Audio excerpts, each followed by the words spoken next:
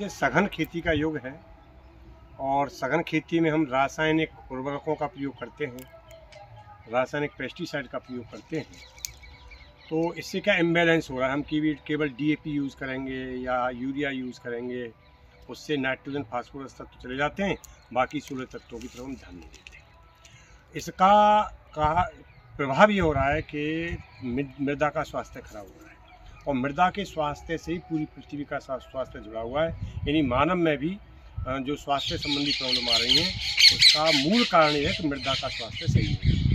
एक पृथ्वी एक स्वास्थ्य के तहत हमें मृदा के स्वास्थ्य का ध्यान रखना चाहिए। हमने जैविक खाद का प्रयोग करना कम कर दिया है और जैविक खाद के प्रयोग जो सूक्ष्म तत्व उपलब्ध होते हैं, चाहे वो आयरन हो, चाहे वो मैग्नीशियम हो, कॉपर हो, बोरोन हो, इन तत्वों की कमी हो रही है तो पौधों की वृद्धि भी इम्बैलेंस हो रही है। तो इसके लिए एक तो हमें मृदा में कार्बनिक तत्वों का जैसे यदि हम विश्लेषण करें तो भरतपुर संभाग में 0.2 से 0.3% ही कार्बन है, जबकि होना चाहिए 0.8%।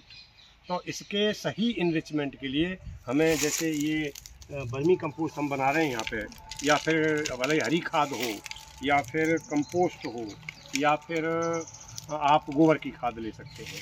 तो इन खादों का प्रयोग हमें आवश्यक रूप से हर साल खेत में करना चाहिए, तभी मृदा का स्वास्थ्य बना रह सकता है।